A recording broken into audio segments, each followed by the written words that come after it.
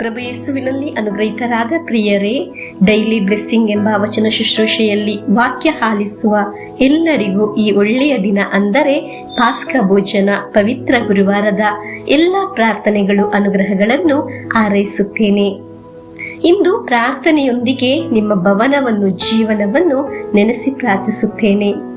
ಇಂದು ನಾವು ಆಲಿಸುವ ವಾಕ್ಯ ಮಾರ್ಕನ ಶುಭ ಸಂದೇಶ 14ನೇ ಅಧ್ಯಾಯ 12ರಿಂದ 15ರವರೆಗೆ ವಾಕ್ಯವನ್ನು ಆಲಿಸೋಣ. ಅಂದು ಉಳಿರಹಿತ ರೊಟ್ಟಿಯ ಹಬ್ಬದ ಮೊದಲನೆಯ ದಿನ ಅಂದರೆ ಪಾಸ್ಕ ಹಬ್ಬದ ಕುರಿಮರಿಯನ್ನು ಕೊಯ್ಯುವ ದಿನ.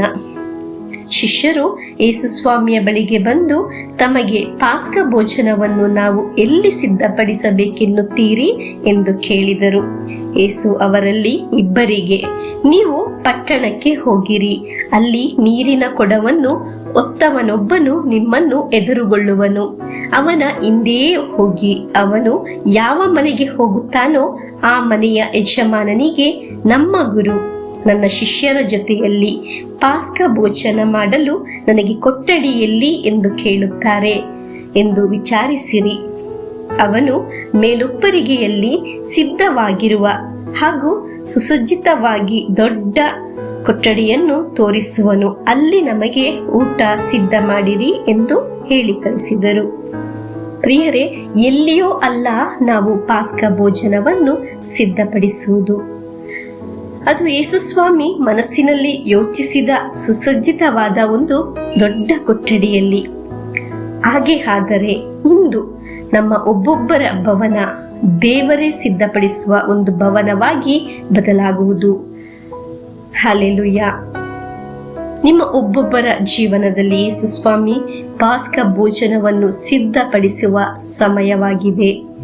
ನಾವು ಇದನ್ನು ಸ್ಮರಿಸುವಾಗ ನಮ್ಮ ಜೀವನದಲ್ಲಿ ಬಹಳ ಅನುಗ್ರಹವು ಉಂಟಾಗಲಿ ಎಂದು ಪ್ರಾರ್ಥಿಸುತ್ತೇನೆ. ಯೇಸುಸ್ವಾಮಿ ರೊಟ್ಟಿ ತೆಗೆದು ಅದನ್ನು ಮುರಿದು ಶಿಷ್ಯರಿಗೆ ನೀಡಿದರು. ಸತ್ಯ ಹೇಳಿದರೆ ಒಬ್ಬೊಬ್ಬರು ಜೀವನವನ್ನೇ ಮುರಿದು ಕೊಡುವವರು ನಾವಾಗಿದ್ದೇವೆ. ಅವರವರ ಕುಟುಂಬಕ್ಕಾಗಿ, ಜೀವನ ಸಂಗಾತಿಗಾಗಿ, ಮಕ್ಕಳಿಗಾಗಿ, ತಂದೆ ತಾಯರಿಗಾಗಿ, ಎಲ್ಲರಿಗಾಗಿ ಹಗಲು ರಾತ್ರಿ ಎನ್ನದೆ ಕಷ್ಟಪಟ್ಟು ಜೀವನವನ್ನು ಮುರಿದು ಕೊಡುವವರು ನಾವಾಗಿದ್ದೇವೆ. ಒಂದು ರೊಟ್ಟಿ ತರ ಮುರಿದು ನಮ್ಮ ಜೀವನವನ್ನೇ ಕೊಡುತ್ತೇವೆ ನಾವೊಬ್ಬೊಬ್ಬರು. ಹಾಗೆ ಆದರೆ ನಮ್ಮ ಜೀವನದಲ್ಲಿ ಬಹಳ ತ್ಯಾಗದೊಂದಿಗೆ ದುಡಿಯುವವರು, ಓಡಿ ನಡೆದಾಡುವವರು ನಾವಾಗಿದ್ದೇವೆ. ಸರಿಯಾಗಿ ನಮ್ಮ ಜೀವನವನ್ನು ಬೇರೆಯವರಿಗೆ, ನಮ್ಮ ಕುಟುಂಬದವರಿಗೆ ಮುರಿದು ಕೊಡುವ ತರನೇ ಆಗಿದೆ. ಜೀವನದಲ್ಲಿ ನಿದ್ರೆ ಮಾಡದೆ, ಒಳ್ಳೆಯ ಊಟ ಮಾಡದೆ, ಬಿಸಿಲು ಮಳೆ ಎನ್ನದೆ ಹಗಲು ರಾತ್ರಿ ಎಲ್ಲ ಕೆಲಸ ಮಾಡಿ ನಾವು ಯಾವುದಕ್ಕಾಗಿದೆ ಹಣವನ್ನು ಸಂಪಾದನೆ ಮಾಡುವುದು, ಅದೊಂದು ತಲೆಮಾರನ್ನು ಬೆಳೆಸಲು, ತಲೆಮಾರನ್ನು ಸಾಕಿಸಲುಗಲು, ಅವರಿಗೆ ಒಳಿತಾಗಲಿ, ಅನುಗ್ರಹವಾಗಲಿ ಎಂದು. ಅದೊಂದು ಜೀವನವನ್ನು ರೊಟ್ಟಿ ತರ ಮುರಿದು ಕೊಡುವುದೇ ಆಗಿದೆ.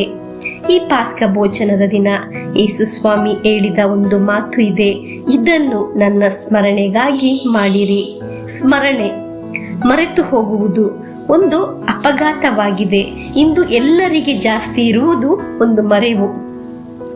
ತಂದೆ ತಾಯಿಯರು ಮಕ್ಕಳನ್ನು ಮರೆಯುತ್ತಾರೆ, ಮಕ್ಕಳು ತಂದೆ ತಾಯಿಯನ್ನು ಮರೆಯುತ್ತಾರೆ, ಗಂಡ ಹೆಂಡತಿಯನ್ನು, ಹೆಂಡತಿ ಗಂಡನನ್ನು, ಒಳ್ಳೆಯದು ಮಾಡಿದವರನ್ನು, ನಮಗೆ ಉಪಕಾರ ಮಾಡಿದವರನ್ನು ಮರೆಯುವ ಮನುಷ್ಯರು ನಾವಾಗಿದ್ದೇವೆ. ಪರಸ್ಪರ ಮರೆಯುತ್ತೇವೆ. ಮರೆಯುವ ಒಂದು ರೋಗ ನಮಗಿದೆ. ಆದ್ದರಿಂದ ಯೇಸುಸ್ವಾಮಿ ಹೇಳಿದರು, ಇದನ್ನು ನನ್ನ ಸ್ಮರಣೆಗಾಗಿ ಮಾಡಿರಿ ಎಂದು.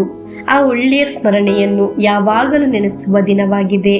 ನಮ್ಮ ಕುಟುಂಬದಲ್ಲಿ ಯಾವುದೇ ಮನಸ್ತಾಪ ಇರಬಾರದು, ಯಾವುದೇ ಸಂಕಟ ಇರಬಾರದು. ಇಂದು ನಮ್ಮ ಭವನದಲ್ಲಿ ದೇವರು ಬರುವ, ದೇವರೇ ಸಿದ್ಧಪಡಿಸುವ ಒಂದು ಸಮಯವಾಗಬೇಕು. ಆ ಒಂದು ಅನುಭವ ನಮಗೆ ಉಂಟಾಗಬೇಕು. ಯೇಸುಸ್ವಾಮಿ ನನ್ನ ಮನೆಗೆ ಬರುವ, ಯೇಸುಸ್ವಾಮಿ ನನ್ನ ಜೊತೆ ಇರುವ ಅನುಭವ ಈ ಪಾಸ್ಕ ಭೋಜನದ ದಿನ ನಮಗೆ ಉಂಟಾಗಬೇಕು. ನಮಗೆ ಪ್ರತ್ಯೇಕವಾಗಿ ಪ್ರಾರ್ಥಿಸುವ ಪ್ರಭುವೇ, ಇಂದು ನಮ್ಮ ಭವನದಲ್ಲಿ, ಕುಟುಂಬದಲ್ಲಿ, ಎಲ್ಲರ ನಡುವೆ ಒಳ್ಳೆಯ ಪ್ರೀತಿಯು, ಸಂಬಂಧವು, ಪ್ರಾರ್ಥನೆಯು, ಒಗ್ಗಟ್ಟು ಪ್ರತ್ಯೇಕವಾಗಿ ಉಂಟಾಗಲಿ. ಮಾತಿನಿಂದ, ಕಾರ್ಯದಿಂದ ಯಾವುದಾದರೂ ರೀತಿಯಲ್ಲಿ ತಪ್ಪು ಕೊರತೆಗಳು ಸಂಭವಿಸಿದರೆ ಅದನ್ನೆಲ್ಲ ದೇವರೇ ಕಣ್ಣೀರಿನಿಂದ ಕ್ಷಮೆಯಾಚಿಸುತ್ತೇನೆ. ಹಾಗೆ ಒಂದು ಪಶ್ಚಾತ್ತಾಪದ ಮನಸ್ಸಿನಿಂದ, ಹೃದಯದಿಂದ ಈ ಪಾಸ್ಕ ಭೋಜನ ದಿನವನ್ನು ಆಚರಿಸೋಣ. ಈ ಪಾಸ್ಕ ಭೋಜನದಲ್ಲಿ ನಮಗೆ ಯೇಸು ಸ್ವಾಮಿ ಸ್ಮರಣೆಯನ್ನು ನಮ್ಮ ಭವನದಲ್ಲಿ ನೆಲೆ ನಿಲ್ಲಲಿ ಎಂದು ಪ್ರಾರ್ಥಿಸಿ ಪ್ರಭು ಯೇಸುವಿನ ಆಶೀರ್ವಾದವನ್ನು ಸ್ವೀಕರಿಸೋಣ. ನಮ್ಮ ಪ್ರಭು ಯೇಸುಕ್ರಿಸ್ತರ ವರಪ್ರಸಾದವು, ದೇವರ ಪ್ರೀತಿಯು, ಪವಿತ್ರಾತ್ಮರ ಅನ್ಯೋನ್ಯತೆಯು ನಮ್ಮೊಡನೆ ಇರಲಿ. ರೋಗಗಳಿಂದ, ಅಪಘಾತದಿಂದ, ದುರ್ಮರಣದಿಂದ, ಅಗಾಲಿದ ಮರಣದಿಂದ, ಅಸೂಯೆಯಿಂದ, ಮೋಸೆ ವಂದನೆಯಿಂದೆല്ലാം ದೇವರು ನಮ್ಮನ್ನು ಸಂರಕ್ಷಿಸಲಿ. ಹಾಲೆಲೂಯ, ಆಮೇನ್.